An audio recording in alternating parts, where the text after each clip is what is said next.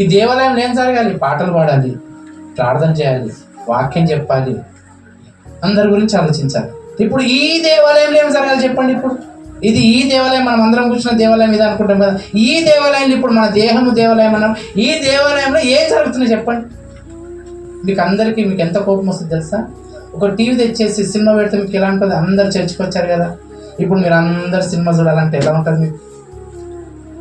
Church లేదన్నా నీకు దిమాగ్ ఖరాబ్ అయిందా? నీకు పని మన మైండ్ పని చేస్తుందా లేదా? ఏందన్నా చర్చికి వచ్చి వాక్యం ఏందంటే నీవు టీవీ పెట్టి సినిమా చూపిస్తాను అంటున్నావు అంటే అప్పుడు మనకేమనిపిస్తుంది? ఆ చర్చినా ఇంకోసారి ఏం చేస్తామండి? ఆ చర్చికి వద్ద ఆయన చర్చికి వెళ్తే మనం అక్కడ వెళ్తే ఏం చేస్తుంది? సినిమా చూపిస్తుంది. మళ్ళీ ఇది దేవాలయం 4 గోడల మధ్యలో పెడితే ఇంత బాధపడుతుంటే నీవు దేహం పనిచేసే దేవాలయాన్ని నీవు సినిమా చూస్తున్నావు, దేవుడు ఎంత బాధపడుతున్నాడు అక్కడ. ఈ దేవాలయంలో ఏం అబద్ధం మాట్లాడుతున్నారా? చర్చిలో అబద్ధం మాట్లాడతావా? మరి చర్చిలో అబద్ధం మాట్లాడతాను నీవు ఈ దేవాలయంతో అబద్ధం మాట్లాడుతున్నావు.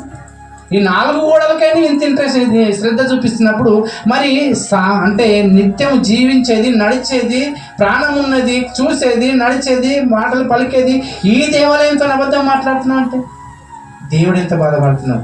ఈ దేవాలయంలో మనం తప్పు చేస్తే మనకు ఎంత బాధ అనిపిస్తుంది. మరి ఈ దేవాలయంతో తప్పు చేసినప్పుడు పోల్చుకోండి ప్రియులారా, ఎంత బాగుంటుందో ఆలోచించండి. పోల్చుకొని ఆత్మీయ జీవితానికి బాప్తిసం ఎవరైతే తీసుకున్నారు ఇవన్నీ ఎవరు? దేవుని ఆలయాలు. అందుకని ప్రియులారా, ఇలా అర్థమైంది అనుకోండి, నిజంగా మనసును పెట్టుకొని మీరు ఆలోచించండి. దేవుని సన్నిధానంలో అబద్ధాలు మాట్లాడు, దేవుని సన్నిధానంలో తప్పులు చేయొద్దని ఎప్పుడైనా మనకు ఆలోచన వచ్చిందో ఈ దేహం ఇంటికి పోయిన దేవాలయం ఎక్కడ వెళ్తుంది? ఇప్పుడు అయిపోయిన తర్వాత ఈ దేవాలయం ఎక్కడ పోతుంది? ఇంటికి వెళ్ళిపోతుంది. ఇంటికి వెళ్ళిపోయిన తర్వాత దేవాలయం ఏం చేస్తున్నావు? సినిమాలు చూస్తున్నావు, ఈ దేవాలయంతో అబద్ధం మాట్లాడుతున్నావు, ఆలోచనలు దేవాలయంలో ఆలోచించి తప్పులు చేస్తున్నావు. ఎన్ని చేస్తున్నావు చూడండి. ఈ దేవాలయాన్ని వైన్స్లో కూర్చోబెడుతున్నావు, ఈ దేవాలయంలో గోవాలు వేస్తున్నావు, ఈ దేవాలయంలో సిగరెట్లు పెడుతున్నావు, ఈ దేవాలయంలో ఒకరిని పడితే ఒకరిని పట్ల బూతులు మాట్లాడుతున్నావు, ఈ దేవాలయంతో ఎన్నో తిడుతున్నావు. కానీ దేవుడు ఏమంటున్నాడు తెలుసా? నిన్ను మాత్రం నేను విడిచిపెట్టను. అది ఎవరైనా, నేనైనా, నువ్వైనా, ఎవరైనా దేవుని ఆలయాన్ని పాడు చేస్తే నేను వాణ్ణి అంటే ఎవరు తెలుసా? ఆత్మను నరకంలో వేస్తాను. పేరు దేనికి ఉందండి? శరీరానికి, ఆత్మక? అది ఆ ఆత్మను నేను పాడు చేస్తాను అంటున్నాను. 1 కొరింథీయులకు రాసిన పత్రిక 3వ అధ్యాయంలో 16వ వచనం. అంటే ఏమంటున్నాడా? మీరు దేవుని ఆలయములై ఉన్నారని, దేవుని ఆత్మ మీలో నివసించుచున్నాడని మీరు ఎరగరా?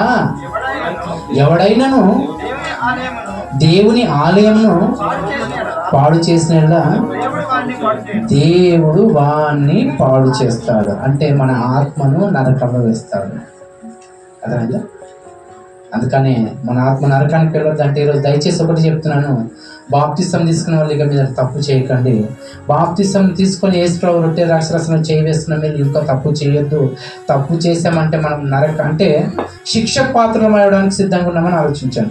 ఒకవేళ బాప్తిసం తీసుకొని నేను రొట్టె ద్రాక్షరసం తీసుకుంటలేనంటే నువ్వు చావడానికి సిద్ధపడి ఉన్నావని అర్థం చేసుకో. తీసుకున్నవాడు తప్పు చేస్తే శిక్ష పాత్రుడు, తీసుకోలేని వాడు బాప్తిసం తీసుకోలేని వాడు ఏంది? మరణానికి సిద్ధంగా ఉన్నాడు. మరి తీసుకొని అన్ని విధాలుగా బాగున్నవాడు సువార్తను ప్రకటించకపోతే వాడు ఏమైపోతాడు తెలుసా? వాడి దేహం గురించి వాడే అపవిత్రుడు. అదైనా పిల్లరా, జాగ్రత్తగా ఆలోచించాలని కోరుకుంటూ, విలువైన సందేశం మన ఆత్మీయ జీవితంలో ఫలించాలని కోరుకుంటూ, ఈ కార్యక్రమంలో దేవునికి మహిమ ఘనత ప్రభావాలు పొందాలని కోరుకుంటూ, మన దేవాలయాలను దేవునికి ఇష్టంగా ఉండాలని కోరుకుంటూ మాటలు ముగిస్తున్నాం పిల్లరా.